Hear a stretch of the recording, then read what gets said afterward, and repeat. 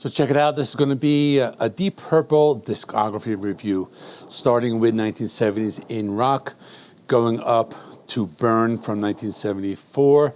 This is going to be a compilation and re-editing of a bunch of past videos I've done, and I put them all together. I re-edited them.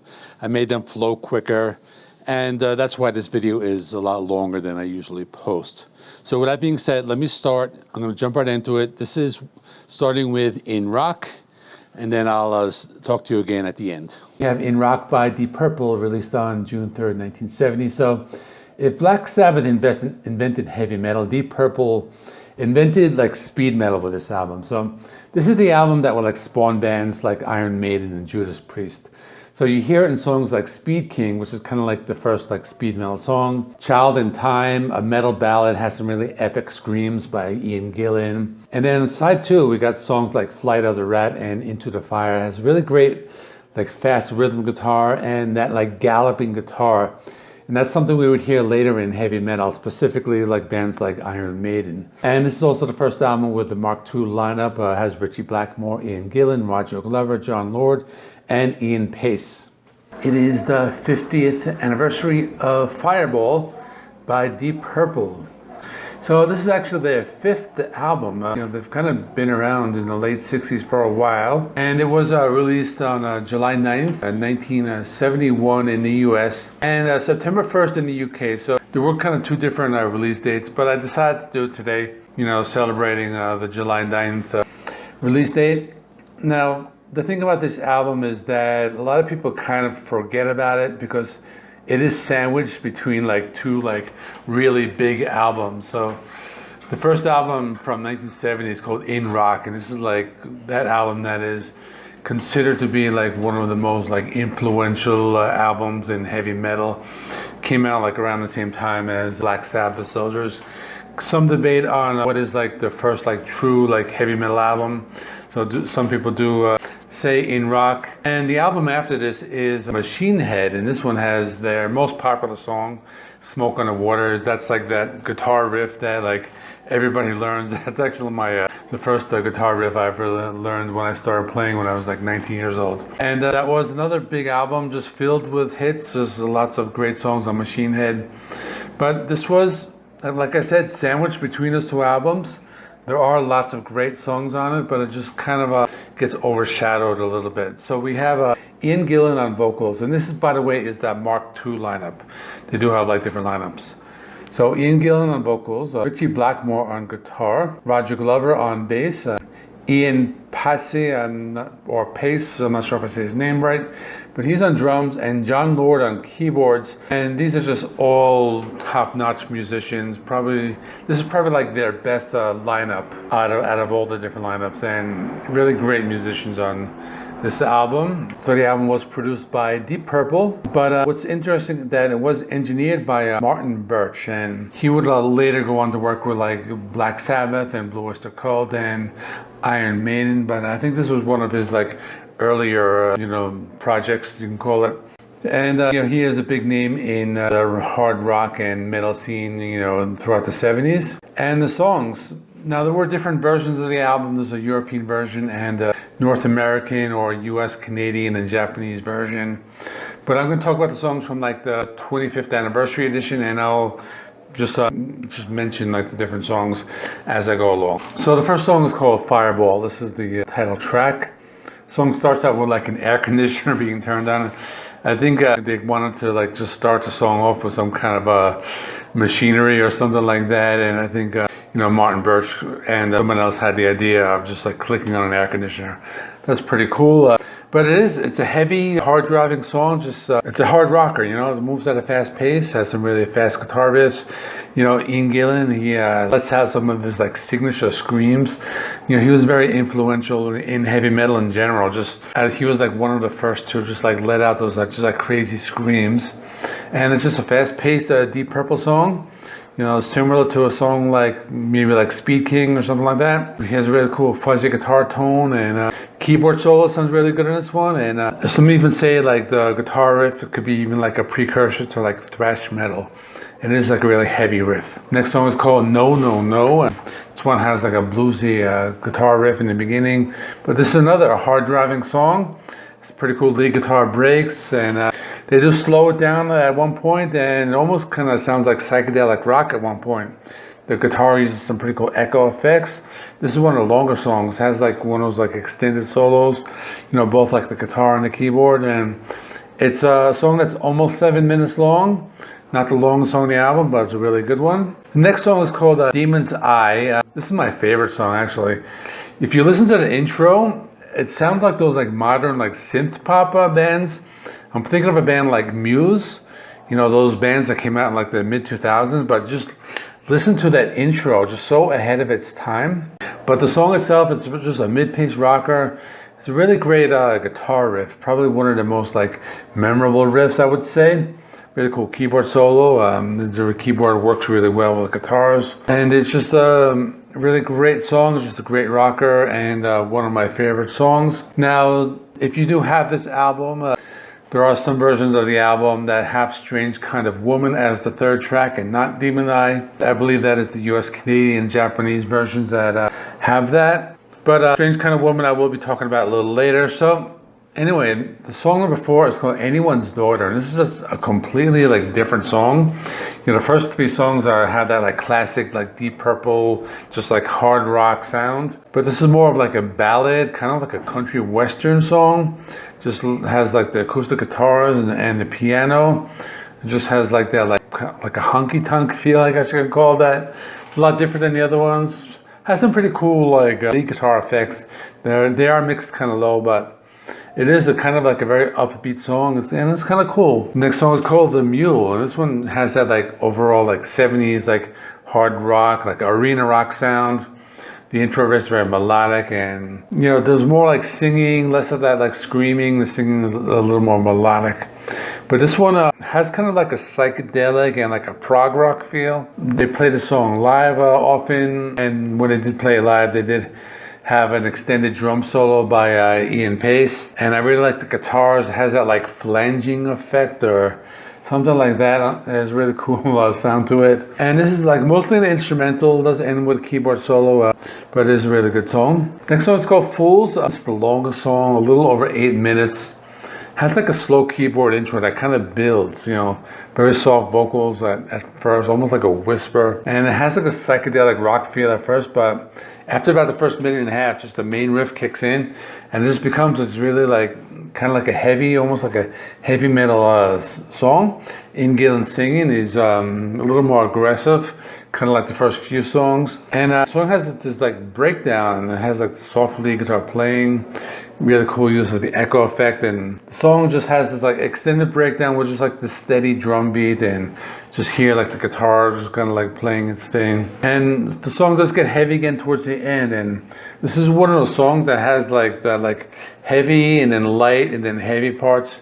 And this is a style that is used by heavy metal bands today and throughout the 80s and 90s. So this was another one of those songs very influential for the heavy metal genre. And the last song on the album is No One Came, a fairly long song, 6.5 minutes. So it's a hard driving song, has really heavy guitars and keyboards. Pretty cool like galloping riff, I like that. Really nice keyboard sound, and it's just one of those straightforward, hard driving Deep Purple songs. They do use some pretty cool like like a backmasking effect towards the end.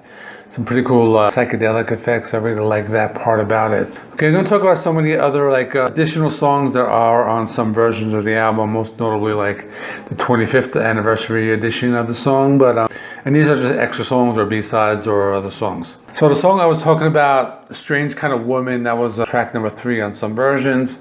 Very popular song. It was a single in 1971 and it was kind of a moderate hit. I think a little more popular in the UK. Just a very memorable song. Just a very hard driving, typical song. You probably know. I'm pretty sure you've heard it. They play it live often. It has appeared on many different compilations. Another song, I'm Alone. This was a B-side, really mid-paced bluesy track. Pretty cool keyboard sound, has a really nice solo to it. Another bonus track called Freedom. This is a hard driving track, some heavy guitars. And this is a pretty cool, I really like the guitar riff, almost like a heavy metal riff on this one. And the song Slow Train. Another fast-paced song, there's lots of keyboard, heavy guitars, and there is a part of this song kind of reminds me of the Beatles, has that like a harmony into it or something like that. I like that part about it. And that is it. So this is a really great album, one that kind of it doesn't get the attention it deserves, being that it was sandwiched between those like two big albums. But I do recommend you go back and listen to this, but it has like some really great songs. It has that classic sound, that hard rocking sound. I mean, most of the songs are just like heavy songs or some like prog rock. It does have that kind of like countryish ballad as well. But I do recommend you should go back and revisit this album. I'm going to talk about the album Machine Head by Deep Purple. Album was released on March 25th, 1972. It's celebrating its 50th anniversary. In this video, I'll give a short background on the band. I'll talk about the songs. I'm going to give a little like a tutorial on how to play Smoke on the Water. That'll be like really quick. And I'll just go over all the songs. I'll talk about what I'm doing next week as well. So the album is a follow-up to Fireball from 1971. Often considered one of their best albums. It's also a very influential album in the genre of heavy metal. So at that time, Black Sabbath was playing like the slow, heavy riffs, but this was one of the first albums where like the music was heavy, but it's a little more like faster paced. This band was known for their guitar riffs and their keyboard sound, the Hammond organ, and they have created their own sound, and a lot of metal bands were influenced by them. Now the album cover is pretty cool. They did it by stamping the band name and the album title onto a metal sheet. Then the group stood in front of it and a photographer took a picture like from behind. You could see the band's reflection on the metal sheet. Now you could actually see a trace reflection of the photographer in the background, like right under the word head, as you can see right here. So let's talk about the songs. The album opens with a banger, Highway Star. It's fast-paced and probably the fastest song on the album. Now the song has some like memorable guitar solos and organ solos. Now Guitar World magazine actually voted the solo like number 15 in their 100 greatest guitar solos list.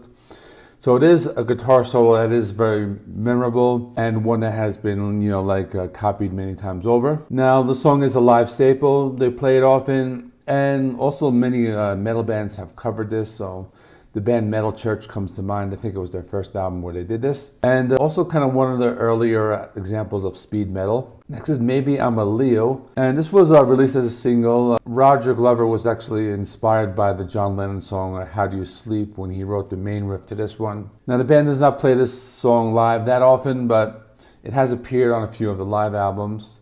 The song title refers to Ian Gillan's astrological sign, and this one has more of a classic sound. It probably maybe could have been on like the In Rock album. And I really like the keyboard riff, like after like the verse. That one really stands out. Then Pictures of Home. Now this one has a drum intro by Ian Pace and another fast-paced song. And this is the only song they didn't play live like on the Machine Head tour in 1972. Now the lyrics describe like the local area around Montreux, Switzerland, which is where it was recorded. Another classic guitar song. The riffs on the song are very memorable. The sound is classic Deep Purple, and it reminds me of a lot of their earlier work from like the late 60s. This one has a classic sound. Then Never Before. So this song was released as a single, and on the B-side it had When a Blind Man Cries. Now that's a non-album track, but I will talk about that later. Never Before, it's a song, they rarely play it live. There's a version on the Deep Purple in Concert album, but out of all the songs in the album, this one, I kind of like remember it like the least. But it's also a good song. It has a funky groove in the intro, but the sound is classic Deep Purple. Heavy keyboard sounds, has some pretty cool guitar riffs. And that brings us to Smoke on the Water. This is that iconic song that made everybody want to pick up a guitar. Now let me cut away to that quick tutorial. Okay, so let's do a quick lesson on how to play the Smoke on the Water riff. This is the riff that most people learn when they first start playing the guitar, and it's kind of an easy thing. So basically the entire riff is going to be played on the 3rd and 5th fret on strings 3, 4, and 5. So the first thing you're going to do is on the 5th fret, put your finger here, and we're going to be playing 2 strings. So strings number 5 and strings number 4. Then with your index finger, you're going to play the 2 strings in the middle on the 3rd fret, and then like this on the 5th fret, and then repeat, and then we're going to go up to the 6th. You can also play with your pinky if you're a little more experienced. It's not always that easy. So basically, it's like this: 5th fret and the middle strings.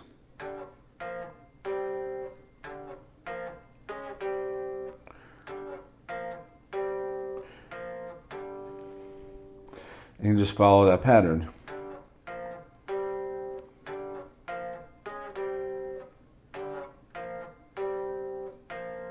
So this song is a true story. You know, if you listen to the lyrics, it's kind of like they're telling a story. So they went to Montreux, Switzerland to record the album. Frank Zappa and the Mothers of Invention were playing at the casino where they were like getting ready to record.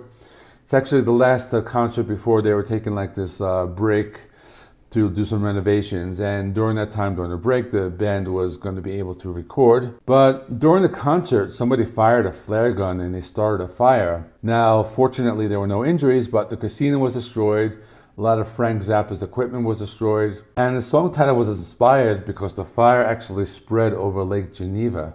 So that's where they got Smoke on the Water. But you know, when that all settled, the band eventually found another studio. They rented out a hotel and they recorded the album. But this is a classic song, and it does like tell the story about what happened there. Next is Lazy. This one is kind of like a jam song. It has like an instrumental intro. John Lord plays the Hammond organ, followed by Ritchie Blackmore's guitar solo.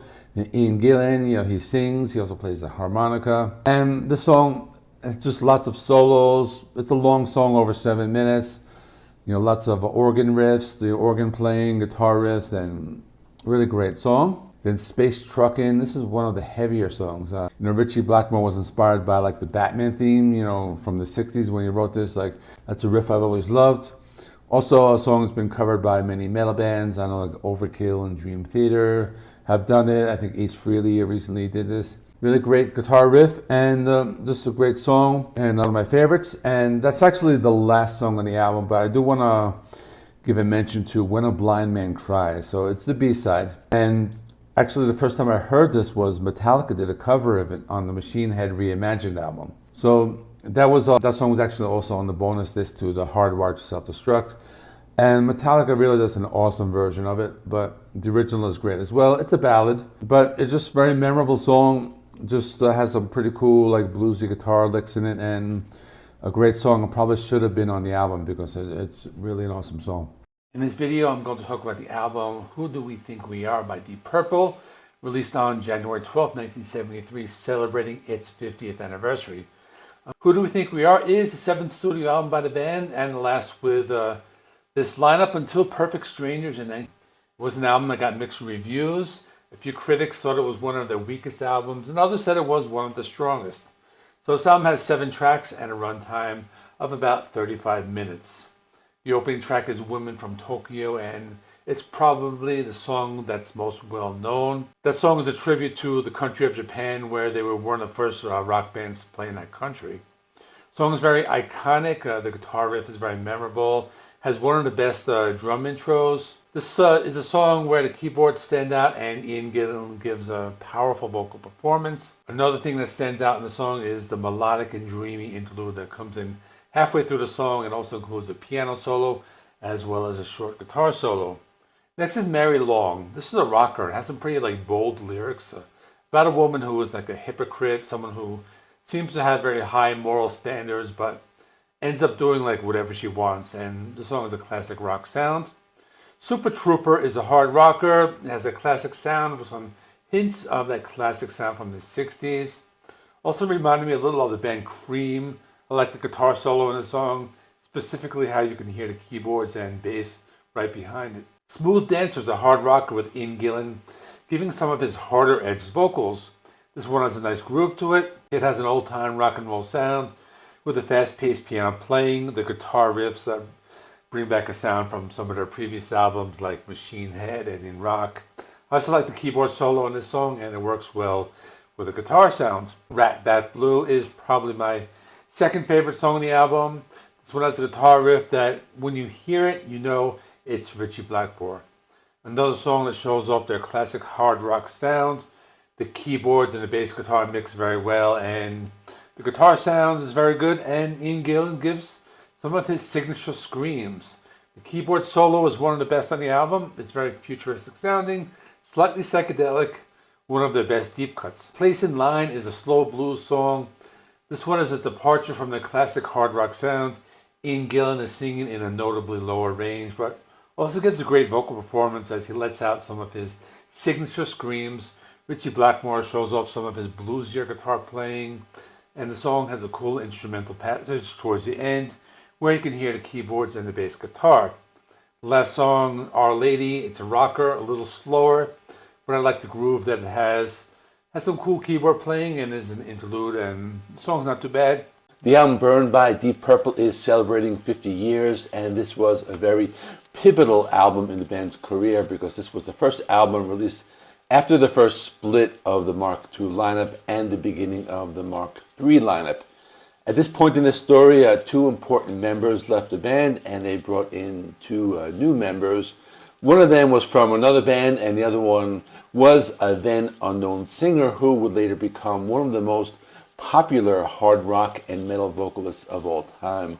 I will reveal all that in this video, as well as talk about the songs and how they were influential on hard rock, blues rock, and heavy metal. The story begins in 1973. Deep Purple released the album Who Do We Think We Are? At this point in time, Deep Purple was one of the top-selling artists after 3 successful albums, which include Machine Head, Made in Japan, and the aforementioned album.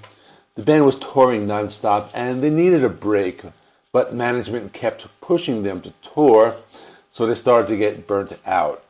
This led to some tensions with the band, and the tensions ran deep. Okay, that was a pretty bad dad joke, but let me continue. But these tensions caused their vocalist Ian Gillan to leave the band.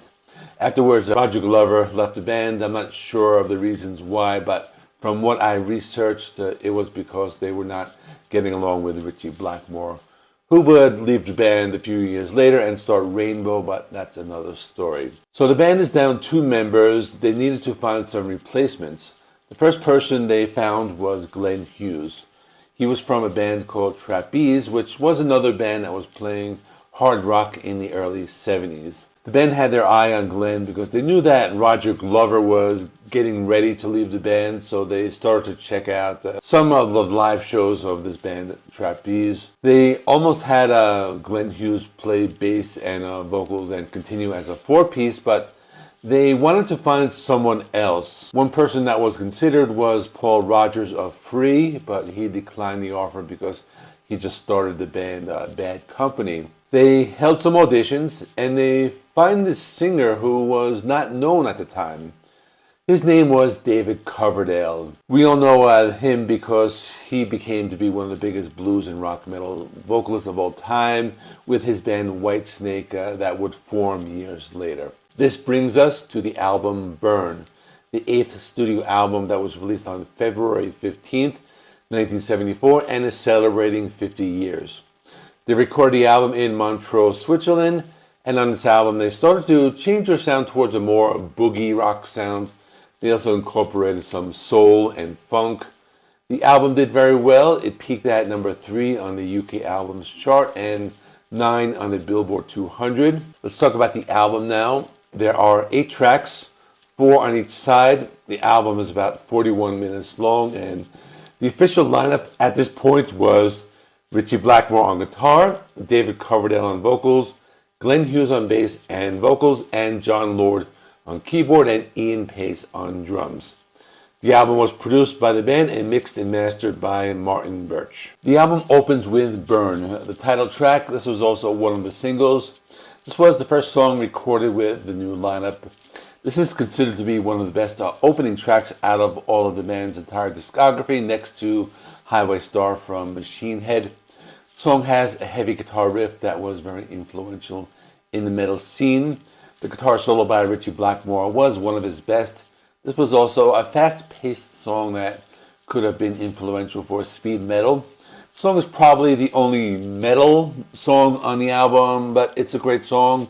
Years later, Ian Gillan refuses to play it live, but David Coverdale has performed it with Whitesnake and has done a re-recording of it, and Ritchie Blackmore has played it live with Rainbow. The song also has Glenn Hughes on vocals, who also re-recorded it on one of his solo albums. For me, personally, it is one of my favorite Deep Purple songs of all time. Might Just Take Your Life is next, and this one had more of that classic Deep Purple sound with the organ riff in the intro. The organ riff was played by John Lord, and Ritchie Blackmore played his guitar in harmony with it. I like this song. It has a very classic sound. It reminded me of the band Cream, and the chorus was very memorable. The song also has Glenn Hughes and David Coverdale on vocals, and the highlight of the song is the organ solo that comes in towards the end of it. Lay Down, Stay Down is the third song, and this one has a very energetic feel. It has Glenn and David on vocals. I thought this one also had a cool boogie rock sound. I would say the song has some of the best drumming on the album by Ian Pace. The guitar solo by Ritchie Blackmore is a classic, and overall, just a very good song. Sail Away is probably my second favorite song on the album. The opening guitar riff has a really cool groove, and one of the best Ritchie Blackmore riffs on the album. The song has more of a funk and blues type of sound. I think this is one of the best vocal performances by David Coverdale, who also does the vocals on this one as opposed to the other songs with Glenn and Dave. He really shows off his range on the track. This one also has some cool playing by John Lord, who plays the Mini Moog synthesizer. It's just another great track. You Fool No One is the fifth track, and first from side 2 of the album. This one is very upbeat and funky sound. The song has both Glenn and Dave on vocals and has some pretty fast-paced drumming. Ritchie Blackmore stands out on this track with an extended solo in the middle of the song where he just takes off and he shreds. And as a bonus, there's another solo towards the end of the song. It's just another good one, and I really like that song. What's going on here is the second song on side 2. This one has co-lead vocals by David and Glenn. The song is not too bad. It has a very funky and bluesy vibe. John Lord plays the keyboards, but more of a boogie rock piano type of sound, and Ritchie Blackmore has another extended solo in the middle of the song, which was more of a blues rock sound. I did some research on the song, and some people said it was about a fire that took place in a bar, and this person gets trapped inside, and then there's another person who interpreted it, saying that it was just about a guy who gets drunk and hooks up with an old flame at a bar and can't get away from her. I actually think the second description sounded better in my opinion, but I don't know, this is just what I read. Now we have another big song called Mistreated. Probably the most popular song after the title track.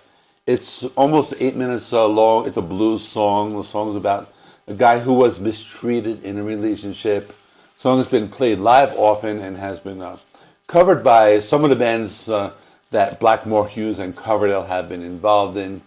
The song was also covered by Yngwie Malmsteen on his 1996 album called Inspiration. I found it interesting that the song was almost on the previous album, Who Do We Think We Are?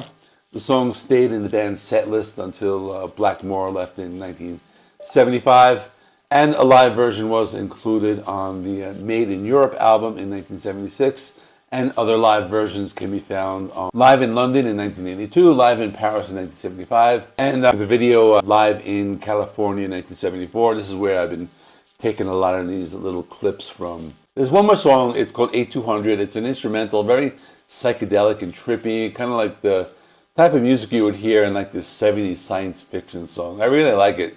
It's very like over the top and kind of dramatic. I read some of the Deep Purple forums, and some people said it was a filler track. Other people thought it was one of the best album closers.